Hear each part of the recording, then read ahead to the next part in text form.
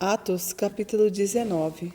Enquanto Apolo estava na cidade de Coríntio, Paulo viajou pelo interior da província da Ásia, chegou a Éfeso e ali encontrou alguns cristãos e perguntou: quando vocês creram, vocês receberam o Espírito Santo? Eles responderam: nós nem mesmo sabíamos da existência do Espírito Santo. Então, que tipo de batismo vocês receberam? Perguntou Paulo. O batismo de João Batista, responderam. Então Paulo disse: João batizava aqueles que se arrependiam dos seus pecados e também dizia ao povo de Israel que eles deveriam crer naquele que havia de vir depois dele, isto é, Jesus. Depois de ouvirem isso, aqueles homens foram batizados em nome do Senhor Jesus. Aí Paulo pôs as mãos sobre eles e o Espírito Santo veio sobre eles. Então começaram a falar em línguas estranhas e a anunciar também a mensagem de Deus. Estes homens eram mais ou menos 12. Durante 3 meses, Paulo foi à sinagoga e falou com coragem ao povo. Ele conversava com eles e tentava convencê-los a respeito do reino de Deus, mas alguns eram teimosos, não acreditavam e, em frente de todos, ainda falavam mal do caminho do Senhor. Então Paulo abandonou a sinagoga, levando os cristãos consigo, e começou a falar diretamente na escola de um homem chamado Tirano. Ele fez isso durante 2 anos, até que todos os moradores da província da Ásia, tanto judeus como não-judeus, ouviram a mensagem do Senhor.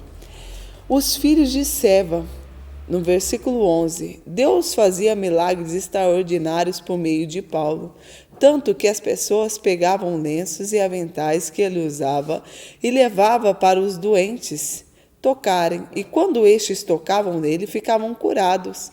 E de outras pessoas saíram espíritos maus. Alguns judeus que andavam de algum lugar para o outro, expulsando espírito mau, quiseram usar também o nome do Senhor para expulsar o espírito mau, dizendo a eles: pelo poder do nome de Jesus, o mesmo que Paulo anuncia, eu mando que vocês saiam. Os homens faziam isso, eram chamados os 7 filhos de um judeu chamado Seva, que era o grande sacerdote. Mas certa vez um espírito mau disse a eles: eu conheço Jesus e sei quem é Paulo, mas você, quem é? Então o homem que estava dominado pelo espírito mau os atacou e bateu neles com tanta violência que eles fugiram daquela casa ferido e com roupas rasgadas. E todos os que moravam em Éfeso, judeus e não-judeus, souberam disso.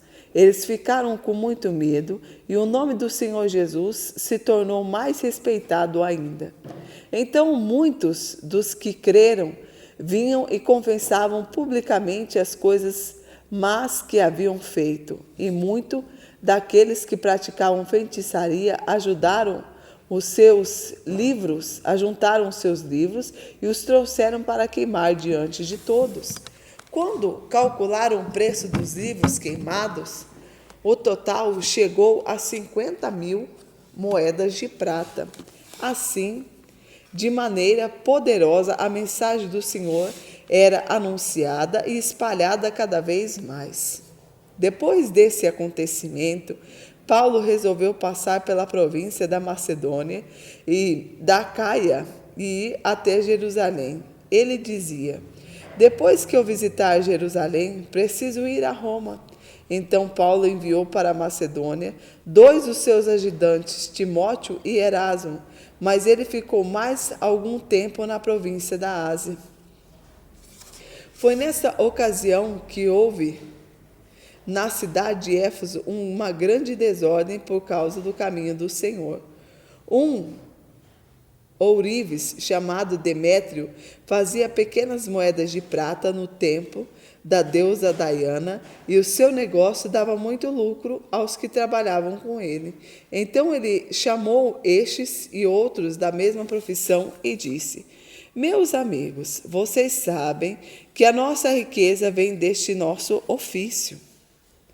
Vocês mesmos podem ver e ouvir o que esse tal Paulo está fazendo. Ele afirma que os deuses feitos por mãos humanas não são deuses de verdade e está conseguindo convencer muita gente, tanto daqui como de quase toda a província da Ásia. Assim, nós estamos correndo perigo de ver o povo rejeitar o nosso negócio. E não só isso, existe o perigo de o templo da grande deusa Diana não ficar valendo mais nada e também de ser destruída a grande riqueza da deusa adorada por todos da Ásia e do mundo inteiro. Quando a multidão ouviu isso, ficou furiosa e começou a gritar: Viva a grande Diana de Éfeso! E a confusão se espalhou por toda a cidade. A multidão agarrou Gaio e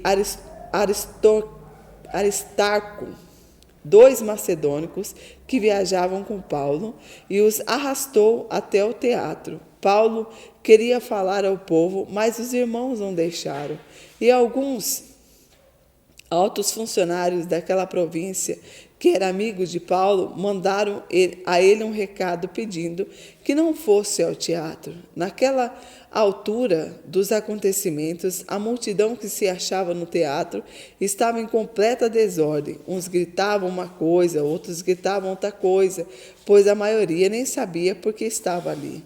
Algumas pessoas ficaram pensando que Alexandre era o culpado, pois os judeus o obrigavam a ir e a ficar lá na frente. Aí Alexandre fez um sinal com a mão e tentou falar para se defender diante do povo. Mas quando perceberam que ele era judeu, ficaram gritando todos juntos a mesma coisa durante 2 horas. Viva a grande Diana de Éfeso! Finalmente, o secretário da prefeitura da cidade conseguiu acalmar o povo.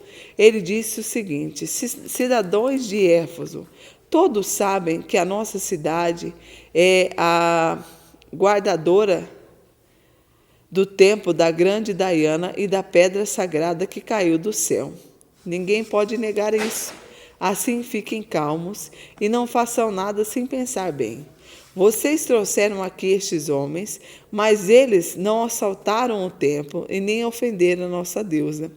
Se Demétrio e os seus ajudantes têm alguma acusação contra eles, ele pode apresentar suas acusações no tribunal, pois para isso há dias certos de reunião e também existem os governadores. Porém, se vocês querem mais alguma outra coisa, isso deve ser tratado na reunião do povo, convocada de acordo com a lei.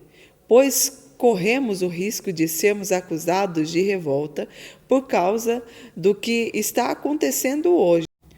Não há motivo para que toda esta confusão, e nós não poderíamos justificar tudo isso. Depois de dizer essas palavras, ele terminou a reunião. Que Deus te abençoe.